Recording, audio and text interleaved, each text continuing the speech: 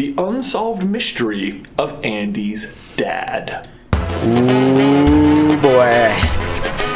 Gonna find out who Andy's dad is, huh?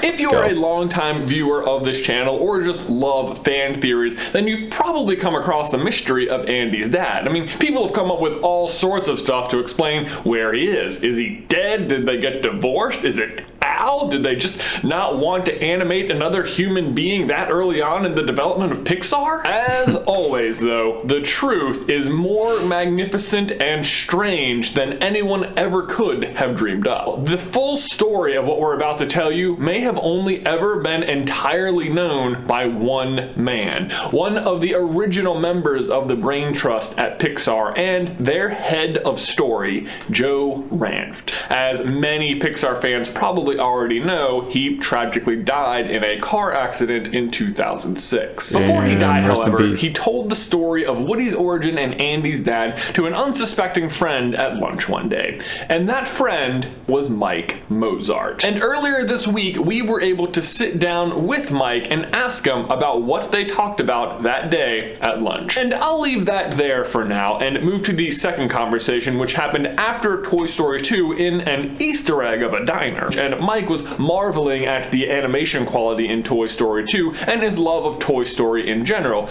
But he said, well, there are a few mistakes. To which Joe said, no, there are no mistakes. The movie is perfect. They're perfect. There's no inconsistencies, just no mistakes. The mistakes Mike was referring to had nothing to do with the animation or anything, but plot holes or unanswered questions that, unbeknownst to either of them, would become the topic of much debate on the internet 20 years later. You're welcome. He asked, what happened to Andy's dad? Because how could Andy be happy at his first birthday party and his dad must have just died or just gotten a divorce, because he's got a little sister in the crib that's like 14 months old maybe. So whatever happened to dad had to have happened in the past year. Why would he be so happy for his birthday party? His first birthday without dad? And Joe told him, how Andy could be so happy on his birthday right after his dad either divorced or died away from the family. How Woody could have no memory of his past. How Woody was so rare. He told him everything. Are you ready for this? Because the story is amazing.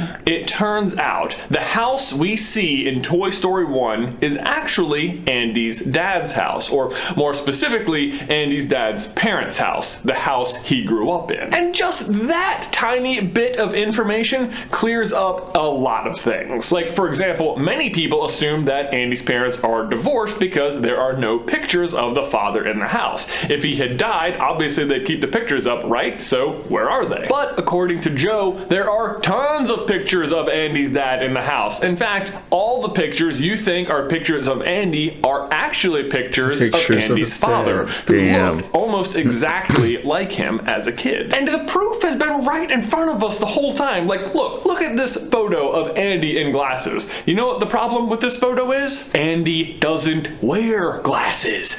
This is his dad. And look at this picture where Andy is missing his 2 front teeth. Oh, it's adorable, right? Except Andy isn't missing his 2 front teeth. He still has all of his baby teeth. But so then where is the dad in Toy Story? If they're staying at his parents' house, why isn't he around? Well, for that, we have to travel all the way back to 1957, when Andy's dad was a kid. According to Mike, Andy's dad, whose name was actually also Andy, was a huge fan of Woody's Roundup as a kid. He watched the show every week and loved Sheriff Woody, so imagine his elation when he discovered there was a promotion where you could get a Sheriff Woody doll by sending in 30 box tops of Cowboy Crunchy cereal. Now, part of the reason that young Andy Sr. looked up to Woody so much is because his family was kind of poor and he was bullied at school and was kind of a sickly child. And specifically, he was bullied by none other than Al from Al's Toy Barn, who was the same age as Andy's father and whose family was quite wealthy and owned a very large dairy farm. In fact, Andy Sr.'s father, so Andy's grandfather, worked for Al's father, and you can even see a picture of him with a plow on the wall. But anyway, because young Andy Sr.'s family was poor, they weren't able to afford enough cereal boxes before the end of the promotion.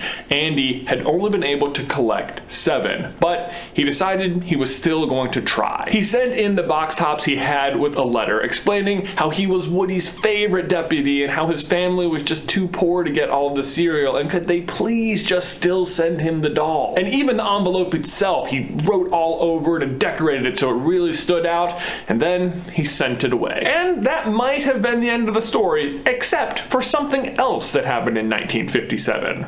Sputnik. Just as the promotion was coming to a close, Sputnik went up. Woody's Roundup was canceled, and so was the promotion. Meaning that even though plenty of Woody's Roundup toys and merchandise was already available for sale in stores, nobody had ever been able to purchase a Woody doll because this promotion was the only way to get one. In fact, Woody dolls never even went into production. The only one they ever had made was the prototype they used for the marketing. And that might sound ridiculous, like why would they make the most popular toy so hard to get? But what you have to realize is that Woody's Roundup was literally made by Cowboy Crunchies. It's literally Cowboy Crunchies presents Woody's Roundup. The whole thing is just a ploy to sell more cereal. Speaking of which, back at Cowboy Crunchies, all of a sudden they're all sort of freaking out because Sputnik goes up, their show gets canceled, and sales have stopped because now kids only want space toys. But they were good businessmen. They realized, okay, we just need to pivot. We're not going to make all these Woody dolls because they're not popular anymore. Instead, we're going to send everyone who entered the contest a space toy and just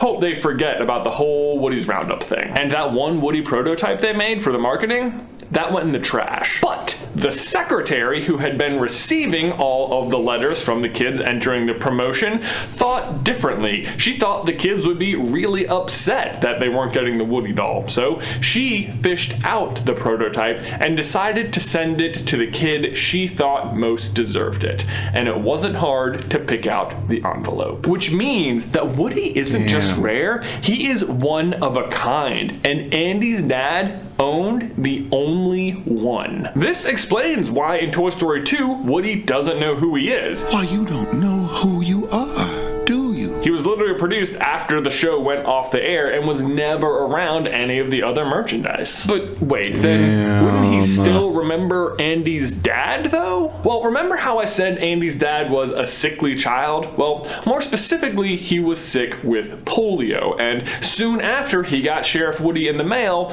things got bad. And if you're a history buff and are saying at home, but Jay, the polio vaccine was invented in 1955, how could he have had it? Yes, it was, but it wasn't widely distributed until 1961, and being poor probably didn't help his chances. But like I said, it got bad, meaning that young Andy Sr. had to be sent to a special hospital for treatment, which meant, even worse, that all of his possessions, including his toys, had to be burned. Well, young Andy's dad couldn't bear the thought, so after all of his possessions had been placed out in the yard to be burned, he snuck out, crawled without the use of his legs to retrieve 3 toys: Woody, Slinky Dog, and Mr. Potato Head. And that part of the story really adds up pretty well because the original Slinky Dog came out in 1952, as did Mr. Potato Head, although both of their appearances were slightly altered for the movie. Afterwards, as you may have guessed, since he grows up to have Andy, he does not die of polio as a child. Instead, he recovers but does not return home, and instead moves to Seattle where he meets and marries Andy's mom. He said that he married the mother that we see. They moved to Seattle specifically. I don't know why he said Seattle. Specifically Seattle. Here is where they have Andy and are expecting Molly when Andy's dad is struck by something known as post-polio syndrome. Post-polio syndrome sucks. It basically means that if you had polio, even if you recover from it, it just kind of strikes again, and in different parts of your body, and worse. This recurrence forces Andy's dad and his mom to move back to his childhood home, where he would later live out the rest of his short life. Now, young Andy at this point is understandably upset about his father's worsening condition, so one day his dad tells him he has something for him.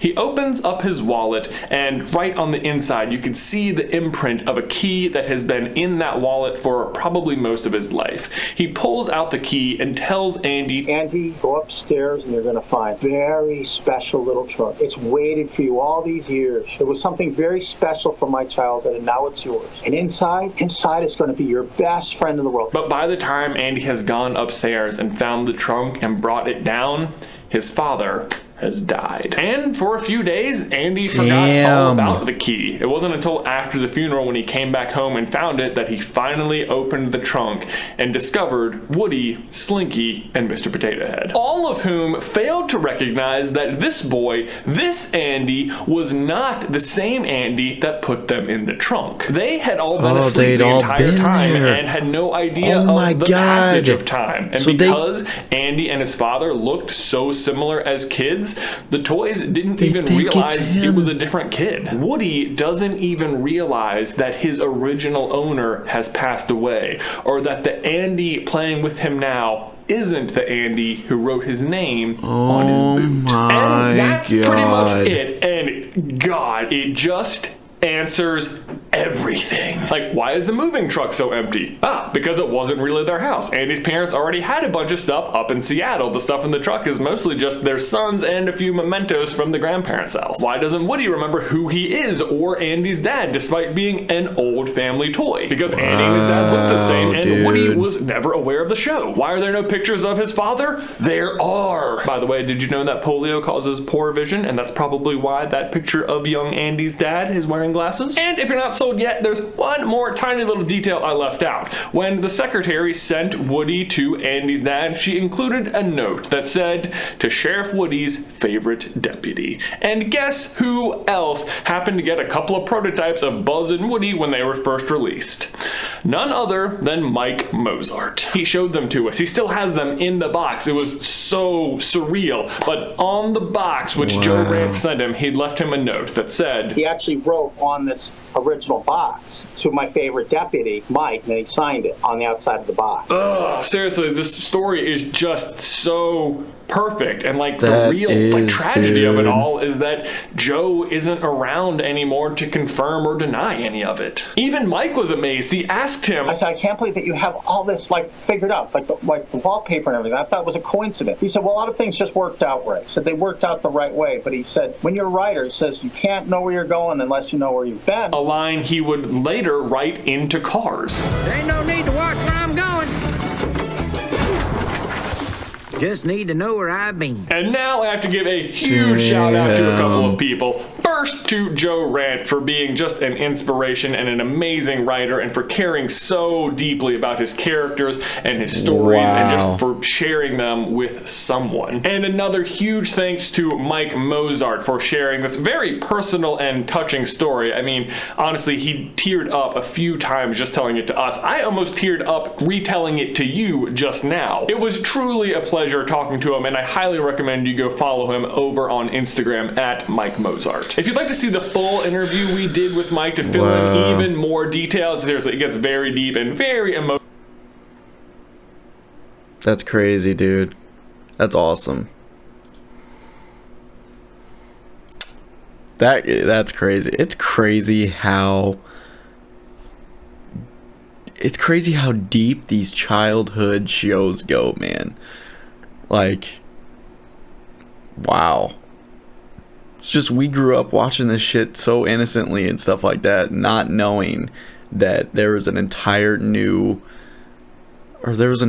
baseline for it that we didn't even realize. Like, nobody asked questions about Andy's dad when we were kids growing up. But there's this whole storyline that we have no clue of that whole time that explains everything. That makes the show 10 times better. That is crazy, dude. So good. So